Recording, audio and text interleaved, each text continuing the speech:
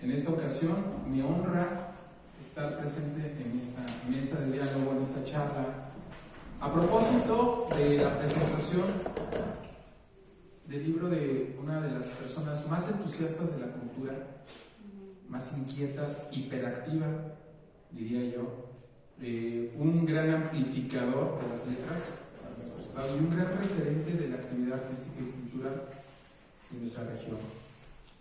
Alma, que yo la conocía como Alma, pero que todo el mundo la conocemos como Chelío, nos ha congregado para presentar un puñado de textos y hablar en torno a este libro que presenta.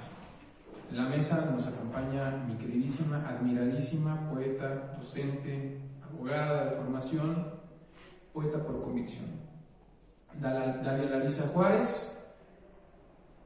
Dalia. Nos acompaña la autora también con su libro y un servidor, Carlos Campos. Muchísimas gracias por la invitación. Y continúo con la palabra para comenzar con mis comentarios respecto al texto. Suelo preparar un texto para la presentación de un libro, pero yo en realidad preparé algunos flashbacks a propósito de uno de los textos que recuperas ese título que a mí en lo personal me gustó muchísimo.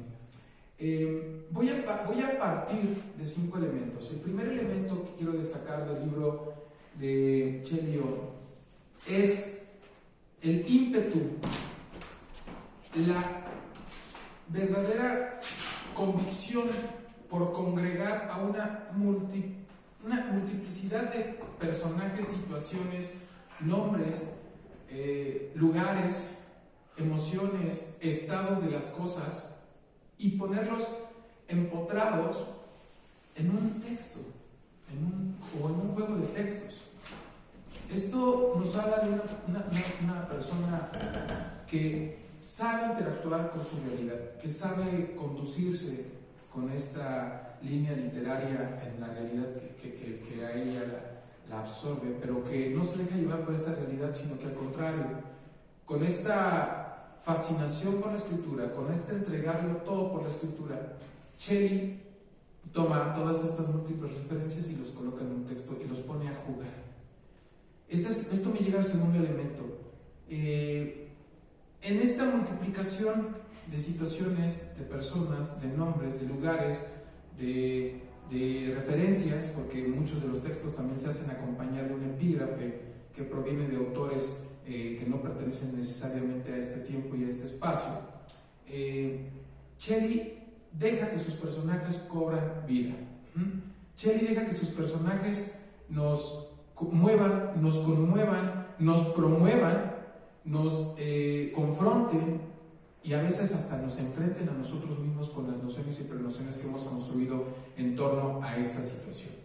¿Y a qué situación me refiero? Específicamente a la situación que sirve como pretexto, la que comentábamos hace rato antes de iniciar este espectáculo. La situación del COVID-19, el contexto que ha impuesto esta enfermedad, esta pandemia, de la cual se ha hablado mucho.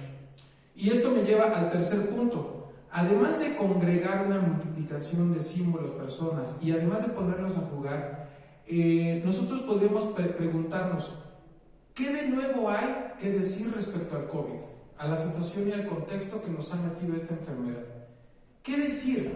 Resulta que muchísimos escritores, músicos, poetas, artistas plásticos, performanceros, grafiteros, raperos, amas de casa, payasos, actores de ocasión, actores que no sabían que eran actores y que se convirtieron en actores, estandoperos, youtuberos, tiktokeros, facebookeros, tuiteros, etcétera, tienen algo que decir, tienen un testimonio que dar.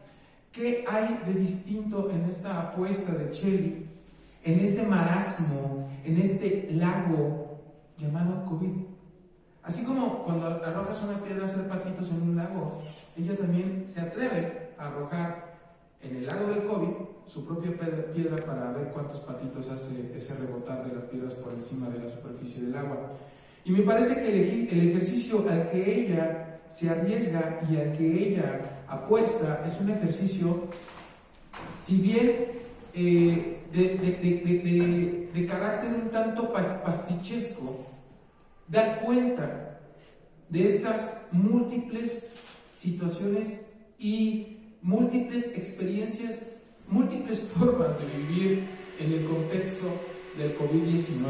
Es más, yo me atrevería incluso a decir que este texto es una especie de... Gracias. Es una especie de... Pensé que solamente lo escuchaba yo en mi cabeza. Qué bueno que no. Me acaban de aliviar de un susto.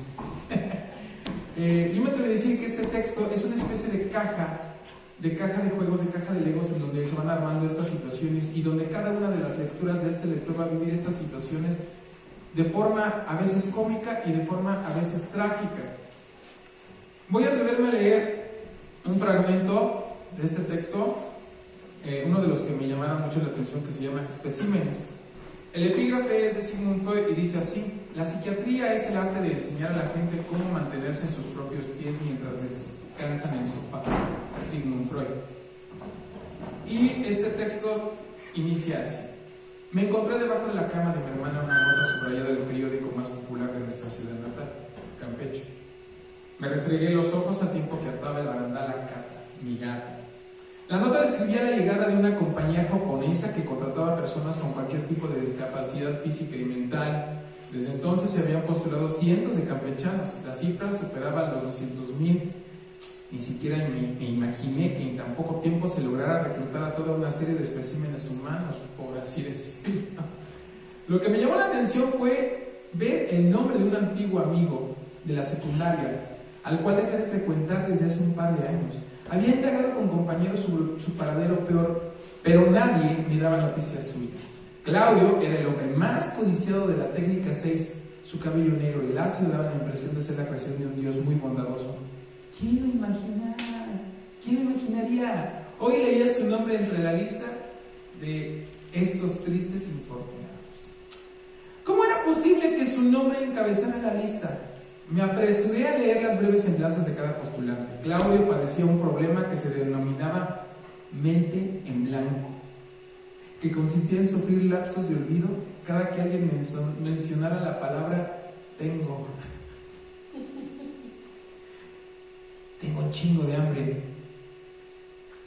Fue la última palabra que sus oídos escucharon, lo que provocó que olvidara casi todo. De hecho, ese día salió de la oficina en dirección a la perrera municipal y pidió que le aplicaran la vacuna contra el moquillo.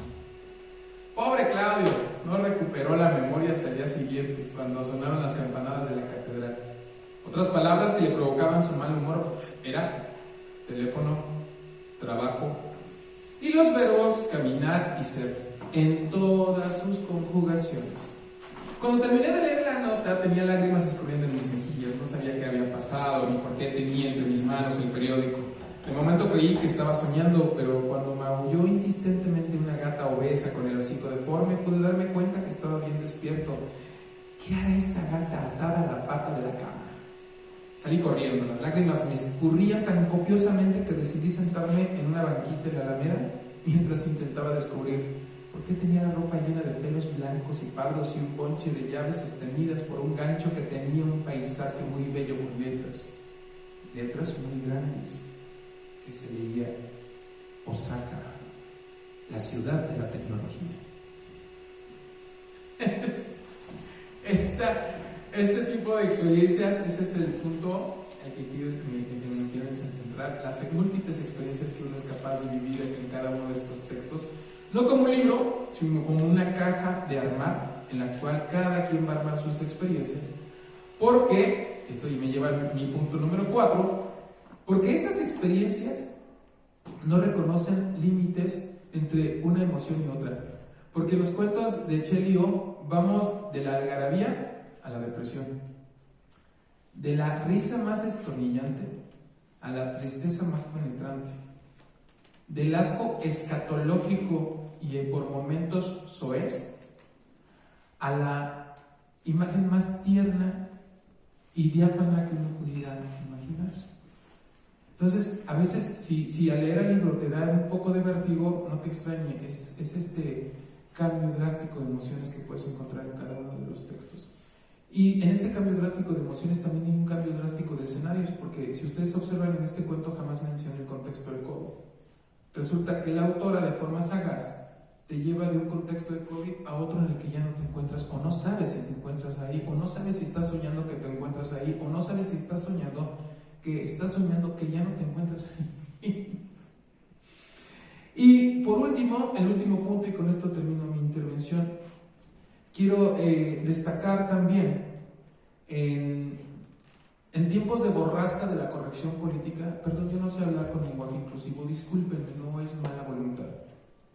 Yo no sé hablar con todos, pero tampoco lo rechazo de forma no empática. No, lo celebro, entiendo la necesidad de diferenciarlo, comprendo el contexto y lo apoyo, pero yo no sé hablar, así es que yo no puedo hablar con lenguaje inclusivo. ¿Por qué lo menciono? Porque para un servidor ha sido un deleite encontrarme con un material que está vacunado contra la corrección política. Se agradece encontrar un material que tenga una certeza al recuperar incluso ciertas expresiones que hoy por hoy cancelarían a Shelley. Eso se llama valentía. Viniendo más de una mujer que no se cuelga de la corrección política, no se cuelga de una causa para justificar su obra, sino que todo lo contrario, partiendo de una idea y por el camino de la desobediencia política, de la corrección, Shelley nos propone su obra de forma valiente, de forma honesta, sin demeritar el humor negro, ni el sentido del humor del lector, ni la inteligencia del lector. Lo cual, en estos tiempos de borrasca de corrección política, se agradece muchísimo. Yo te quiero agradecer mucho por esa valentía. Encontré unos textos que en otra situación yo me hubiera reído y me habría dado vergüenza, o sea, ay, me estoy riendo de esto. Ay, Dios, no sabes si reírte o no, porque ya no sabes si me refiero a una persona, si digo que es negro, sin que eso sea necesariamente racista, ya me van a cancelar, o me van a poner un video, ¿entienden? Eso no existe en este libro. Y esa exención de la corrección política, esa exención de una causa utilizada para llevarla a los ámbitos de lo literario, en aras de que eso literario se vea censurado, no existe. Por tanto, el libro de Shelley se inscribe en este movimiento contracorriente de la corrección política y de la hipocresía del autor que se censura para quedar bien con una causa. Esa valentía la van a encontrar en cada uno de los textos.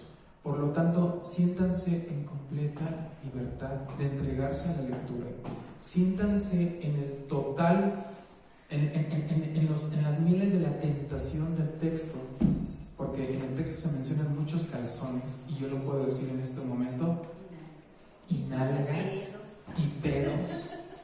Quítense los calzones ante el texto, desnúdense sin los atavismos contemporáneos de la corrección política y sin el espíritu woke que condenan al autor a una autocensura que hoy por hoy en Shelley no existe. Muchísimas gracias.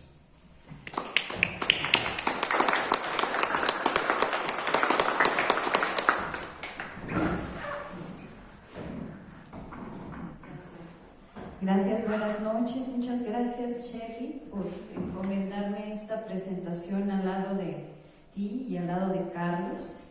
Ya tenemos algunos añitos de coincidir y es muy agradable pues ver el nacimiento siempre de un nuevo libro.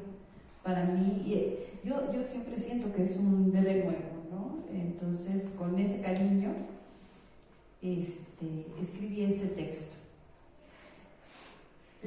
La escritura narrativa de las mujeres siempre ha sido cuestionada e incluso se ha tachado de inexistente. Esto lo comento porque en el género literario que se nos asigna a las mujeres, en general se cree que en Querétaro hay solo poetas y no hay narradoras.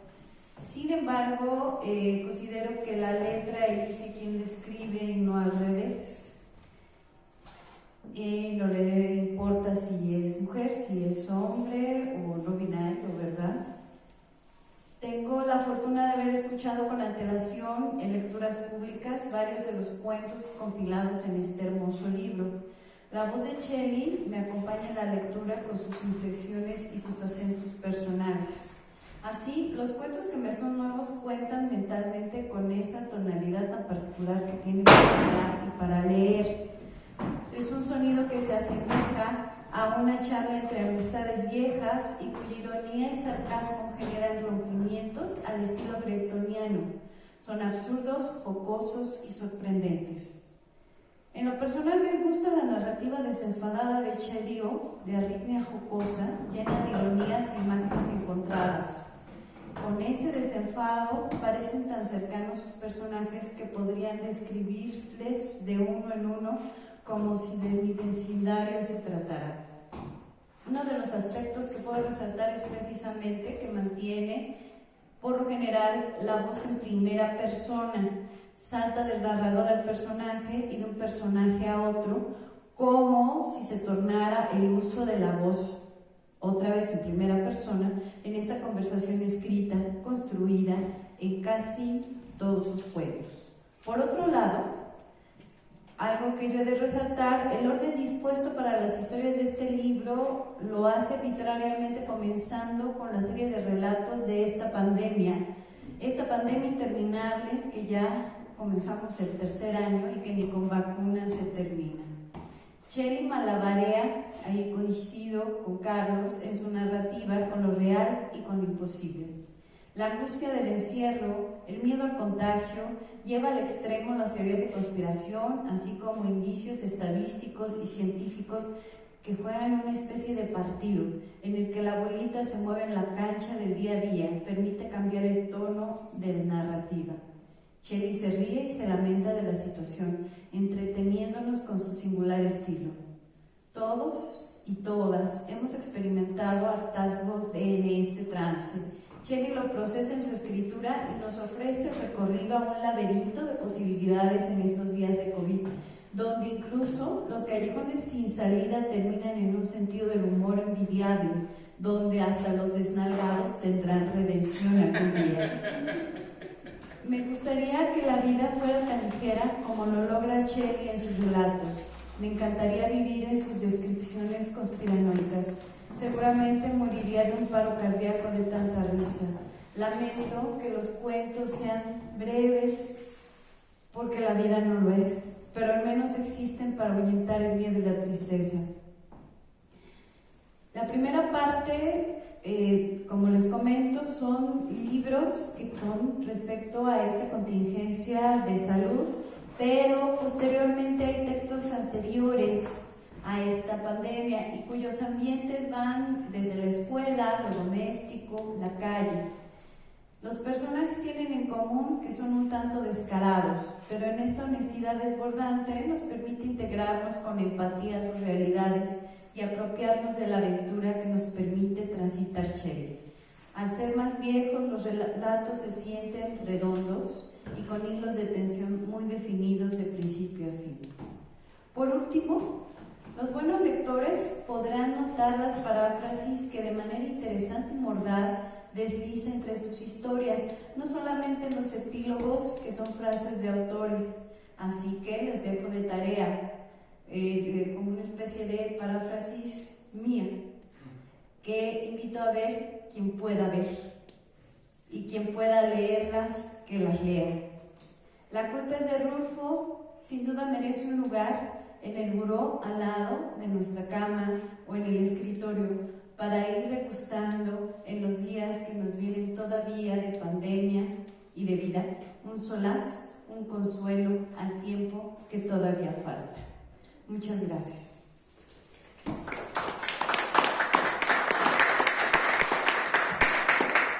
Yo creo que ahora nos toca que tú nos leas pedazos de tu hermoso libro. Claro que sí, pues muy contenta de compartir la mesa con mis compañeros, los cuales ya tenemos años de conocernos y de coincidir en varias lecturas. A Carlos lo conocí en un taller de narrativa precisamente, y a Dalia pues desde hace muchos años que hemos coincidido en lecturas. Es para mí un gusto estar rodeada de amigos y también darles las gracias por acompañarnos. Les voy a leer un texto que es, este libro tiene, como ya lo mencionaron mis compañeros, textos sobre la pandemia, pero también algunos que escribí pues, alrededor de hace 7 años más o menos, o tal vez más. Entonces este libro más que todo es una compilación que se ha llevado pues una gran cantidad de años. Les voy a compartir este que se llama Me gustan los excesos. Lo bello es siempre raro, lo que no es ligeramente deforme presenta un aspecto inservible. Charles Baudelaire. Me encuentro de visita en casa de mis primos en Guadalajara. Preparamos unos sándwiches antes que lleguen los invitados al aniversario de bodas de plata de los abuelos. Destapamos unas cocas de lata y nos echamos en el sofá. El primo menor comienza a hacerme burla con mi exnovia, la grande. Así le decían por su enorme trasero y su papada.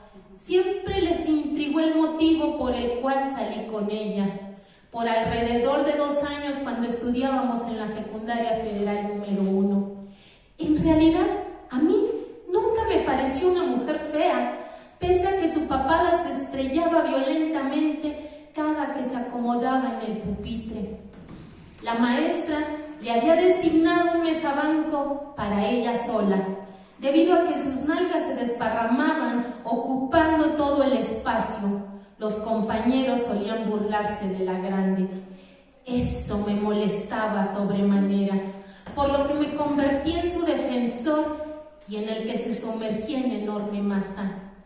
Mis papás, cuando se enteraron que la grande era mi novia, me obligaron a tomar sesiones con el psicólogo de la escuela, argumentando que mi cerebro estaba bastante deteriorado.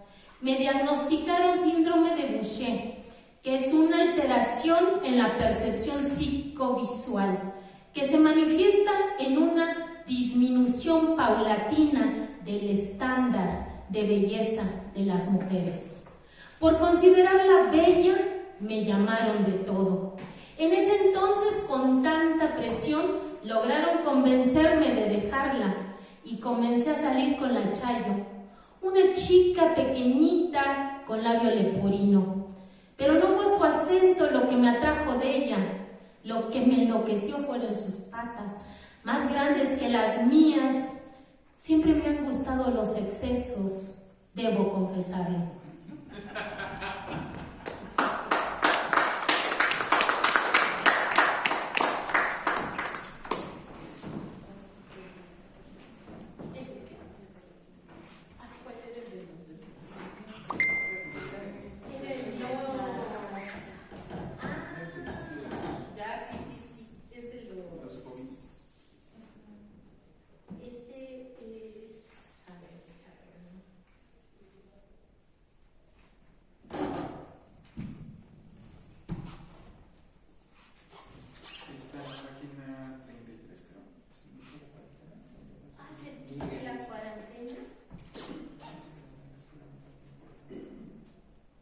La versión oficial del bicho, ¿no? O el bicho de la cuarentena. Es que hice una petición especial. Sí, el de los desnalgados, pero espérame. Aquí está. Creo que es la de... Sí, la del bicho y la cuarentena. ¿Ese? Sí. Ok. El bicho y la cuarentena. ¿Qué me mueve mientras estoy en cuarentena por el COVID-19? Bueno, lo único que me permite salir de la cama es el deseo de satisfacer mi vejiga cuando no soporto más tenerla llena. Es entonces que tomo mis chanclas y doy pasos como de enfermo terminal. Aprovecho que me levanto para recibir un poco de las noticias del día. En Ecuador los cadáveres están siendo abandonados en la calle. En Italia superan los 1.000 millones de infectados. Quédate en casa, quédate en casa. Me parece que un imán enorme me jala de los huevos y caigo de nuevo en el sofá. Mis nalgas parecen ocupar más espacio, todo parece ocupar más. Me ocupo más de la tele, me ocupo más de hacer tiempo cagando, me ocupo más de las palabras de los niños. ¿En qué momento perdí el menos? Tengo más ganas de escribir cuando fui becario del antes Fonca. Me parece que han pasado eternidades desde que fui a dar clases a la universidad y ahora estoy aquí, confinado a un espacio. Quisiera afirmar si antes me había funcionado tanto el trasero como hoy en día. Si me acuesto apoyo las nalgas, si me siento apoyo las nalgas, todas mis actividades se centran en eso, en acomodarlas de un lugar a otro. En este viaje al fin del mundo, nunca me explicaron que mi canal de entendimiento serían las nalgas. Ahora comprendo por qué Jesús dijo: bienaventurados los de nalgas gigantes, porque ellos verán el reino de los cielos. Se me hace que ya sabían lo del coronavirus. No se preocupen los desnalgados, esperen que termine la cuarentena. Pasando a lo trascendental del asunto, es que cada quien tiene su punto de vista distinto. Hay quienes piensan que esta pandemia es una conspiración de los alienígenas para demostrarnos que 3.1416 no es pi. Bueno, sí son tus nalgas aumentando con cada decimal. Aparte, ¿no te pasa que aumentas la dosis de tragadera? Yo creo que más que una conspiración es una confabulación de Netflix, Amazon, Disney, para tenernos en casa viendo todas las series y películas, y también de todas las empresas fabricantes de colchones y sofás. Después del encierro vas a querer cambiar de colchón. Ya debe estar más apestoso de tantos días, y no lo niegues, de tanto pedorro y de tantas cosas como las veces que te acostaste sin lavarte las patas. Algo me dice que las nalgas juegan un papel importante en esta contingencia, y es que al ser emisora de gases transporta al cuerpo a su estado primitivo, el cual la ficción no es que un salto a la locura. Les voy a contar. Ayer estaba sentado cuando vi pasar un cucarachón que me espantó. Levanté los pies en lugar de aplastarla, pero mi sorpresa fue cuando la insolente comenzó a carcajearse. Al principio me emputé, pero al rato empecé a reírme también. Ya saben, es contagioso. Me empezó a contar que esta cuarentena le servía a los insectos a evolucionar tan velozmente que algunos podían comunicarse con los humanos y con cualquier otra especie. Así es que deja de culpar a los chinos, a los murciélagos, al OMS, a Bill Gates, a los 5G, a los Illuminati. Todo tiene que ver con nosotros. Es más, te puedo afirmar que nosotros generamos esto para que mientras ustedes aplastan las nalgas, nosotros poco a poco tomemos el control de su vida y de sus mentes. Ya ves, ahora te tengo como pendejo riéndote, así de fácil y manipulables son sus mentes. Y decían que nosotros éramos los involucionados. Se han reído de nosotros, nos han aplastado y perseguido al cansancio. Pero esto se acabó, ya no habrá escapatoria. Los bichos somos quienes los hemos estado observando, les hemos causado terror, los hemos visto correr de solo mirarnos, nos repudian y buscan veneno y spray para exterminarnos, pero lo único que han logrado es hacernos más inmunes. Ustedes han ejercido una violencia extrema contra nosotros, nos han aventado chanclazos, escobazos, nos han masacrado con pesticidas, polvos mortales. Hemos caído tantos mortales como en el Holocausto. Hemos sido discriminados por portar antenas, por ser asquerosos. Nos han satanizado. Somos el blanco de los más crueles asesinatos. Son tan sanguinarios como cualquier sicario de la serie de Capos. Los vigilamos desde hace tiempo. Hemos estado tras coladeras conspirando Tenemos nuestro consejo de 13 y decidimos su destino. Nos valemos de sus asociaciones para controlar lo que dicen y lo que piensan. Sabemos que su miedo por nosotros los mantiene en shock. Se aferran a su cama, a su silla, gritan, se sacuden, huyen despavoridos en busca de su arma mortal. Estaba tan desconcertado con esa escena paranormal que pensé que había enloquecido por el cautiverio. Llevo tantos meses encerrado, hablando conmigo mismo, con mi cama, con las cortinas.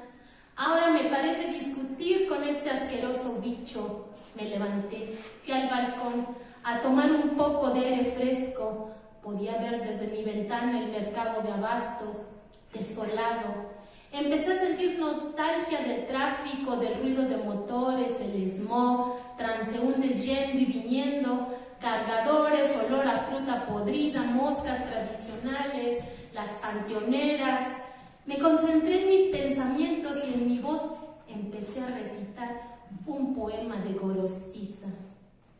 Y así puntual, una rotunda flor, de transparencia al agua, un ojo proyectil que cobra alturas y una ventana de gritos luminosos sobre esta libertad enardecida que se agobia de cándidas prisiones.